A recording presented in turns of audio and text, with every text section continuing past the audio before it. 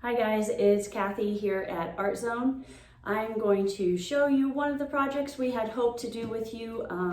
We can't do it with you in the studio, so we are making kits for you to take home. The project was our planters. You do not have to turn your planter into a rabbit, but I am going to show you how to do that, and we will send you all the parts needed to turn your planter into a rabbit. You do need to give us a heads up so we can pre-cut them and make sure that we have a planter thrown on the pottery wheel. Myself and Laura, we throw these on the pottery wheel for you, let them firm up just a little so that when you pick them up, they are ready to be designed. So, when you let us know that you're coming for a planter, we have different sizes for you to choose. This is our small planter. You can see we've given them rims, and it will be your job to design it after that. In your kit, if you let us know that you want to turn it into a rabbit, then we will pre-cut the bunny face. We'll give you paws. We've got paws for the top, and then we have his feet for the bottom, and if you look close you can see they're pressed in. We use our cookie cutters to do that. We could also, instead of sending you rabbit cookie cutter stuff, we can cut out some eggs, and they also have impressions in the eggs, some real fun designs that you can add, and you could have eggs around your planter, or you can completely design it on your own. And you'll also find a bunny tail, which is right back here on this guy. So, in your kit, you'll also find a skier that we will use for scratch to attach, also known as slip and score. We'll talk about this more, but it's gonna help you make sure your planter doesn't fall apart. You'll also find a popsicle stick. We don't really need it for this project. You can use this for impressions, definitely in the dragons, which we'll have some dragon videos up very soon. And you'll also find glazes. We send you 6 different glazes. You can choose your own glazes, or you can choose the ones that we've used for this particular pot. We chose well, first of all, we use Stroke and Coat Mako, which is why we're allowed to put it on wet clay, green clay. Normally you would not be able to, it'd have to go through the kiln once, that's called bisque.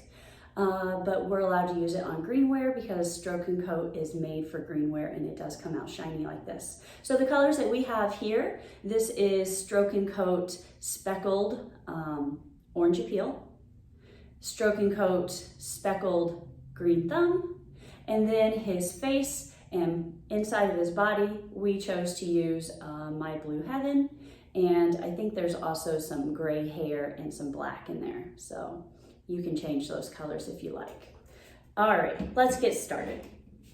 Once you have your planter, the first thing you're gonna wanna do is to turn it upside down and clean up its bottom. We did throw these on the pottery wheel, but we leave all of that fun stuff for you. I like to just take my thumb and rub around that edge so that it is smooth. One of the things about pottery, if you do not smooth this out and you leave it all rough, when you get it back, those are gonna be really sharp. So smooth it out. If needed, you can always use a little water, not a lot of water.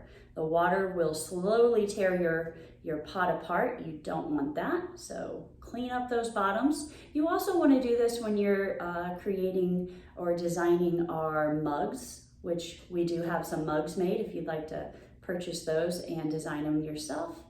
So we clean it up. If you would like drainage, go ahead and poke a hole right through that bottom. But once again, you're going to want to clean up that inside because all of that is going to be sharp. So take some water, smooth it out, get it the way you really want. And while you're at it, flip it upside down and let's write your name. In the studio, we like to use alphabet noodles. They burn away inside the kiln. Unfortunately, we can't send those out with you, so you'll have to write your name, make sure we can read it, and then flip it back. And now we're ready.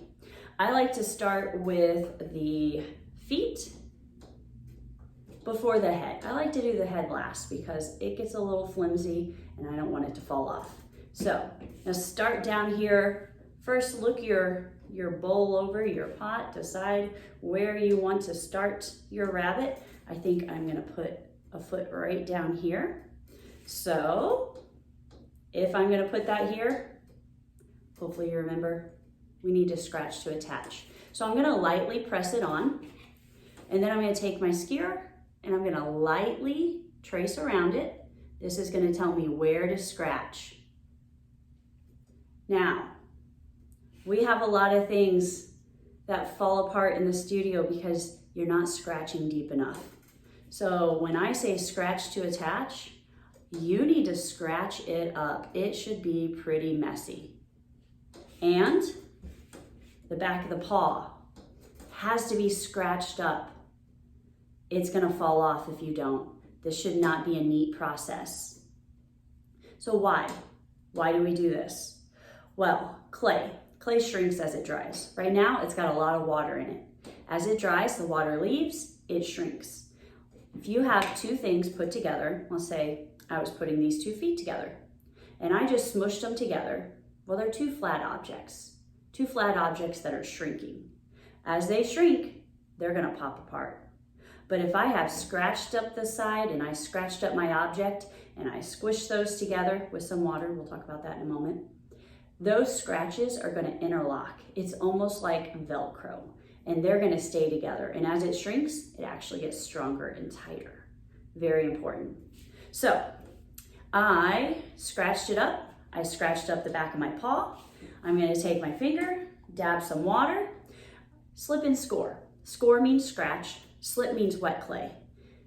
Ideally, you would take some clay, mix it with some water, get it real soupy, and that would be the water that you tap on. But a little tapping of water will work too. So I'm gonna tap that water on. I tapped it on the back of the paw. And now I'm gonna put my hand on the inside for support, and then I'm gonna press that paw in. But you're not done. That paw is still not secure because now we need to blend. We need to blend around the edges. So you can do that by taking your finger with some water and rubbing around the edge of that paw.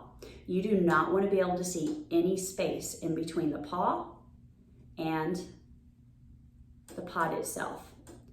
If you have trouble getting your finger into some spots, you could also take a paintbrush, dip it in water, and you need to really rub back and forth to get that water to move the clay into those cracks and give it a nice little tug. Make sure it's really there. The very bottom of the paw, I'm gonna kind of rub that down too. It's gonna be extra secure. So I scratch to attach that, and now I'm ready to move on. Same thing. I'm gonna find the paw that has the impression. I'm gonna put it a little bit spaced apart. He's got a little space for his little feet. You decide how much space. Once again, lightly press it on, trace around it, take it off, scratch, scratch, scratch, scratch the back of the paw, add some water, and then let's put it on. You'll notice I'm not actually doing it at this point because I'm going to try and move a little faster for you guys. If I move too fast, please pause the video. Anyways, so you have scratched it, both spots, you added some water, you've pressed it on, and now you're blending around the edges and making sure it stays on. Don't forget to blend that very bottom. And you should see no space around. You're ready for your top paws. The top paws don't have any impressions on them. They're just flat. I would rub a little water on them before you try and make them bend. You gotta make sure it's well hydrated before it will have enough give to keep it from cracking as you bend it over the edge of your rim of your pot. So now that I've added some water, I'm gonna decide if I want it in line with my paws or maybe I want it a little further out. But once again, I'm gonna give it a little bend. I'm gonna trace with my skewer, see where I need to scratch, score, peel it back off, and scratch, scratch, scratch.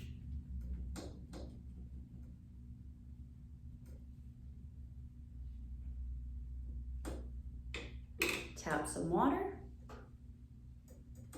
put them together, and really blend it. This one's probably your hardest blending because you've got these bends over the rim. And then this guy, he's hanging a little lower than my actual rim here. So I'd really have to use that paintbrush to get underneath there to blend and make sure that my paw is gonna stay on. The paintbrush does really great at making true slip. Slip is water mixed with clay, so it's kind of sludgy. We like to talk about it being our glue. Kind of glues everything together. We've got that guy. Ready for one more paw? Once again, cover it in water.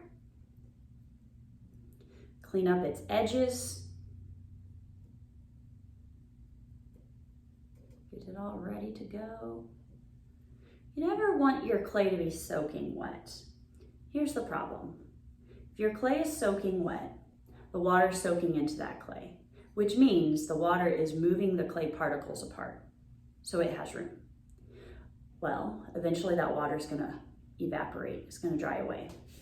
Your clay particles have moved apart to make room for that water. They're only gonna shrink so much.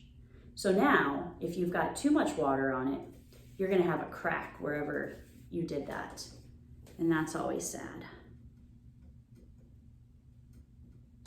Once again, I forgot to measure by putting my paw over the rim, tracing around its edge, making sure I know where to scratch. Okay, now I go back to scratching. Scratch up the inside of that paw. Add some water. And place it on. Currently, we have, I believe, 3 medium flower pots left for you to come in, but we can make more. You just need to call ahead. Give us a couple hours to get some thrown and in front of a fan. Take that paintbrush. Be nice to your paintbrushes. Don't make those hairs spread all apart.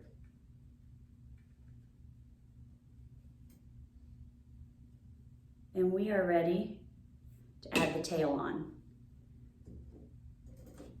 Now, this guy's tail, I kind of balled it up some so that it's a little more fluffy. The tail we send you is kind of flat.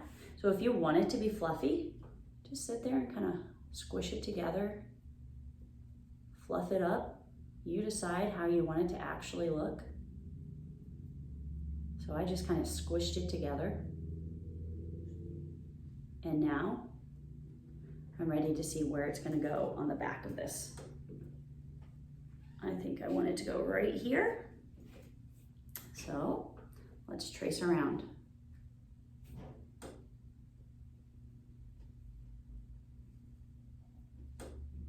And really scratch it up.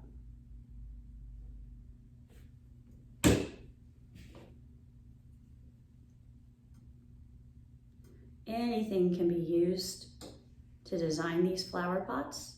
If you have cookie cutters at home, if you want to turn this flower pot into something different with your cookie cutters, you can do that. Just clean your cookie cutters after. If anybody's seen our wall of cookie cutters, we have thousands that we only use for clay.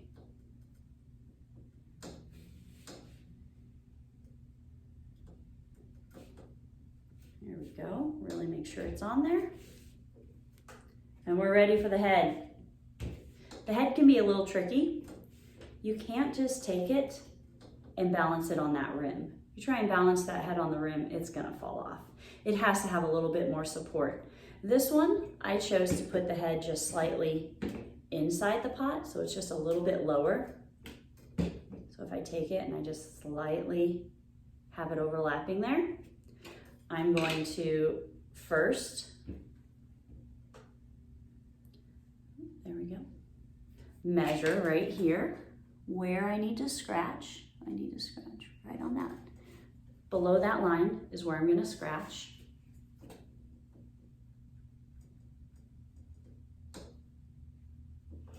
And then right inside that rim,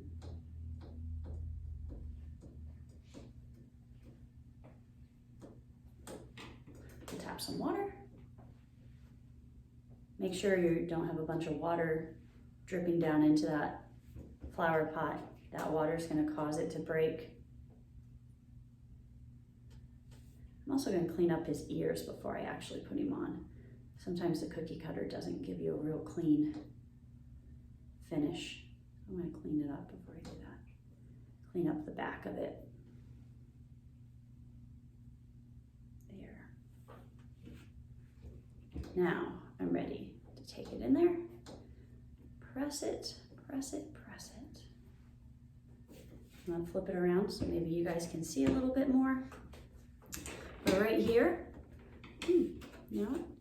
We might actually have a use for this popsicle stick in this one. If I take it and I kind of smear that rim some, so I can really reinforce it, and then use my fingers to come back and forth and smooth it back out. I would also encourage you, be careful, my head just wants to flop. I'd encourage you to get underneath that rabbit's head with your paintbrush and try and give it a little extra secure. Now, at this point, you can set it out to stiffen up, give it a little bit of a curve. That usually makes it pretty strong. You can set it out to dry for a little bit, maybe 30, 40 minutes before you glaze, because it's going to be a little stronger if it's just a little bit more towards the leather hard stage. Right now, it's really in that green stage. You'll know when you come to that head if it's moving a little bit. Maybe you should wait just a little bit longer before you glaze. Your glazes, I've got to clean out that brush now. Make sure anytime you're using water that you're also drying your brush out before you use it in the glaze. So right now, my brush is full of water, and if I put it into that glaze, it's going to thin the glaze out, and then it's not going to be as shiny and bright when you get it back. Unfortunately, I sat down and I forgot to bring a towel. So I'm an artist. I'm going to use my jeans. Don't worry, parents. This washes out. Not a big deal. So I dried it off and I'm ready for glazing. I take it slow. Maybe just do all the blue, one layer, let it dry a little bit. Come back, do some of the orange, let it dry a little bit. Take it in stages. You need to do at least 2 layers. 3 is great. Do not glaze the very bottom where your name is. The problem is that our clay is still green. Even when you bring it back to us and it's bone dry, that's what it's called when it dries out, ready for the kiln. It's still got a lot of water in it. If you paint the very bottom, you're gonna trap the water inside your creation. We're gonna put it in the kiln and it's gonna explode. Don't glaze the bottom, please. You want at least 3 layers of glaze around, inside, around the rest. Thank you for joining us. If you can bring them back when they are still leather hard, they're gonna travel in your car and they're gonna be less likely to break. So what I mean is, glaze it, let it dry for 20, 30 minutes, then put a bag over it. Keep it kind of leather hard, then it's the strongest. Once it completely dries out and it's kind of dust, it's called bone dry. In the car, you hit too many bumps and your rabbit's head might break in two. So we'll try and fix those if it happens. But thank you for joining us, and look for more videos on our YouTube channel, Art Zone Nixa. Thank you.